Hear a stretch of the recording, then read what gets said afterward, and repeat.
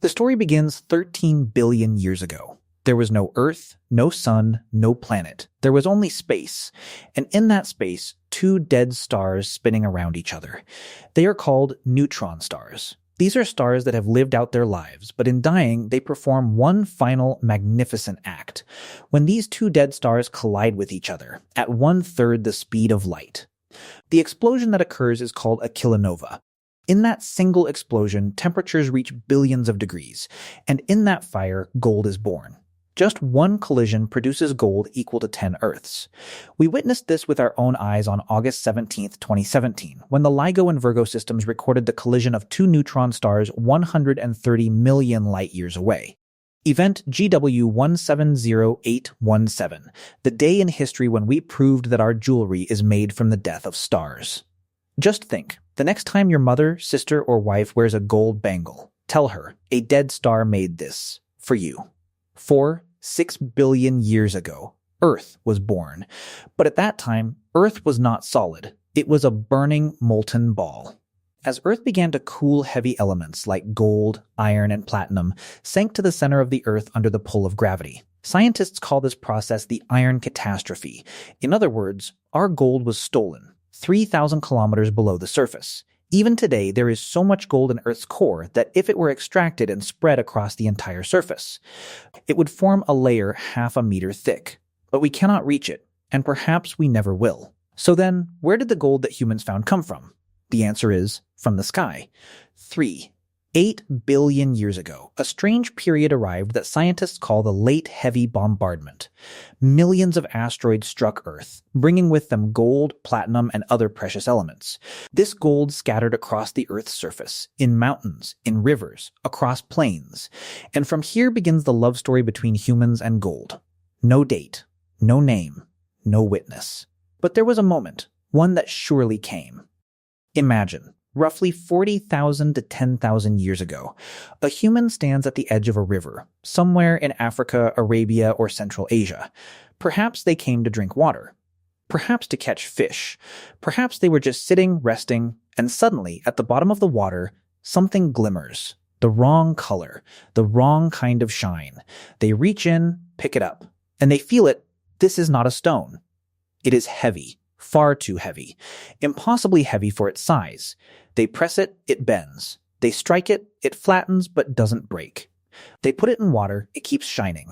In their palm, yellow, warm, enduring, as if they had caught a piece of the sun. What did they do?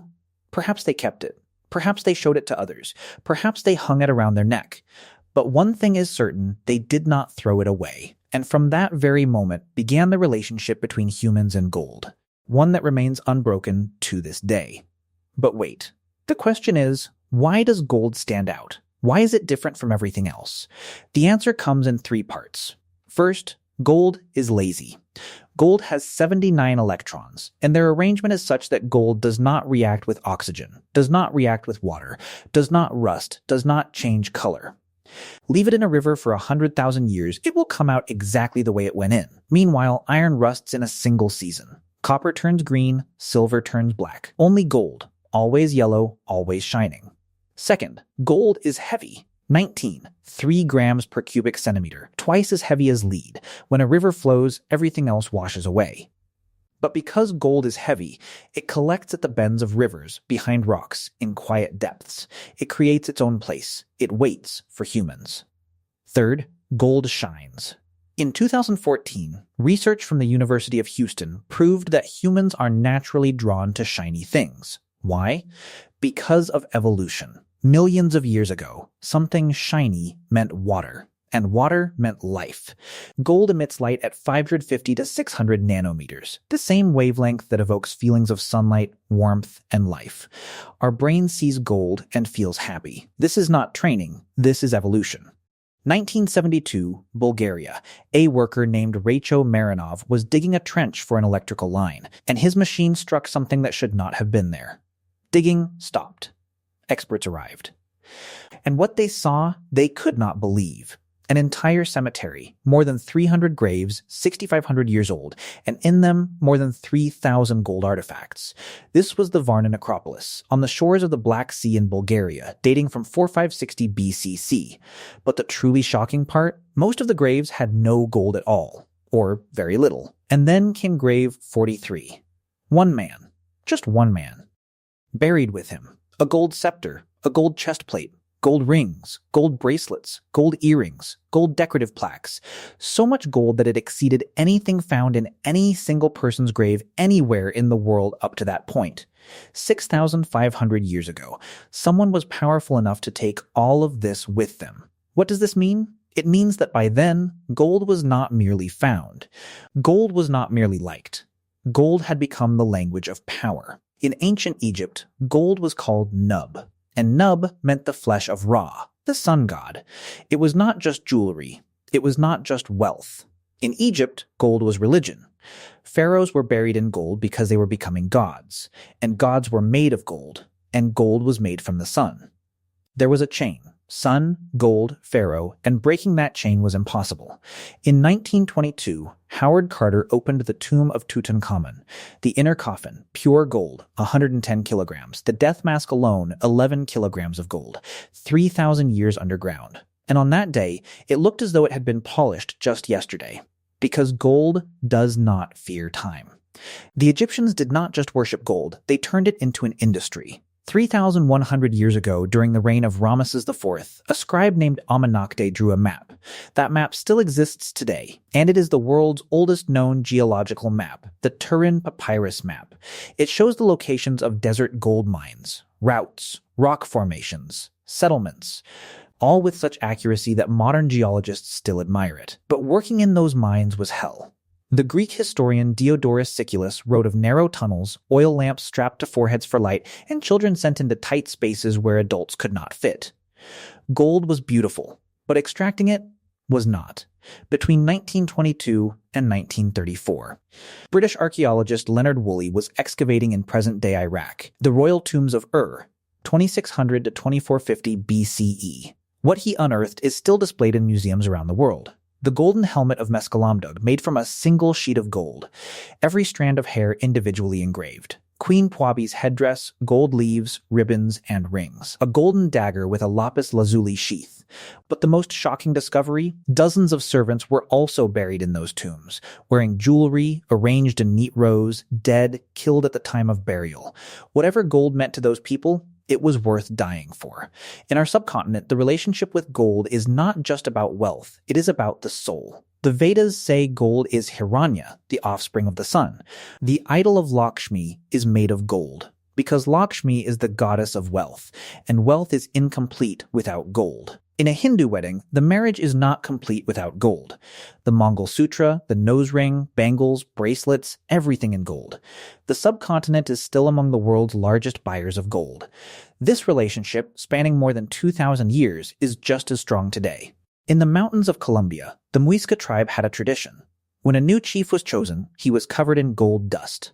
Then, he would ride a raft onto Lake Guatavita and wash himself. The gold would sink into the water as an offering to the gods. When the Spanish conquerors heard this, they imagined an entire city of gold.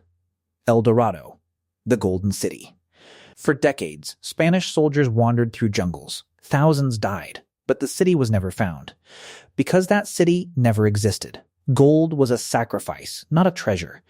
The Muisca raft, that small gold figurine found in a cave in 1969, is displayed today in the museum in Bogota, among 55,000 gold pieces. The Inca people used to say, gold is the sweat of the sun. Their temples were filled with gold. Coricancha, the temple of the sun, had walls of pure gold. In 1532, the Spanish conqueror Francisco Pizarro captured the Inca emperor Atahualpa. The ransom? An entire room, 7 meters long, 2 meters wide, 7 meters high, filled with gold. Atahualpa paid it. Pizarro took the gold and had Atahualpa executed. In history, gold has never made anyone loyal. Jason and the Argonauts. You must have heard this Greek myth. They went to retrieve the golden fleece, a magical golden wool. But was it really magic? No. In Colchis, modern-day western Georgia, people would lay sheepskins in rivers. Gold particles would get trapped in the wool. When dried, they would extract the gold. The Greek geographer Strabo wrote about this in 7 BCE. The Golden Fleece was not a legend. It was a filter, a technology, and it teaches us this. Ancient people were not fools. They were practical. 600 BPUPs, Western Turkey, the Kingdom of Lydia. King Croesus, whose name is still a metaphor for wealth, rich as Croesus. During Croesus's reign, metalworkers invented the process of cementation. Electrum, a natural alloy of gold and silver, was heated with salt. The silver separated and pure gold remained. From this pure gold, the first standardized gold coins in history were minted. A specific weight, a specific purity, the king's seal. Before Croesus, gold was treasure. After Croesus, gold became money. And today, every currency. Every economy in the world is the offspring of that very idea. As long as gold could be found in rivers, humans were content. But one day, someone thought, if it comes from the river, where does it actually come from? And they turned toward the mountain. The world's oldest known gold mine, Sakdrisi, Republic of Georgia, approximately 3100 BCE. Discovered in 2004, excavated by German mining expert Thomas Stellner. 5,000 years ago, stone tools breaking rocks with fire. Heat them, then pour cold water. The rock cracks. Extract the gold. This was not just a mine. This was the first great story of human determination. January 24th, 1848, California, James Marshall spotted something glittering in the channel of a sawmill. Gold. That single word brought 300,000 people to California within a year. San Francisco, from a population of 1,000 to 25,000 in just 2 years. By 1855, $2 billion worth of gold had been extracted in 1850s dollars. 1851, Australia. Edward Hargreaves, bringing experience from California, found gold near Bathurst. Within a decade, Australia's population tripled. 1886, South Africa. George Harrison discovered the largest gold deposit ever found at Witwatersrand. The city of Johannesburg was founded that same year. That deposit has yielded 40% of all gold ever mined. 50,000 metric tons. Gold made people cross oceans, built cities, started wars, toppled governments, devastated indigenous populations, and bankrolled empires. And all of this happened because one metal does not rust. Today, gold plays 3 major roles in the world. First, jewelry. More than 50% of the world's gold consumption goes into jewelry. India and China lead the way. Second, investment. Central banks stockpile gold. When economies sink, gold prices rise. That is why people call gold a safe haven. Third, technology. There is gold in your mobile phone, gold in your computer, gold in spacecraft. Because gold is an excellent conductor of electricity, and it does not rust. You use gold every day, without even knowing it.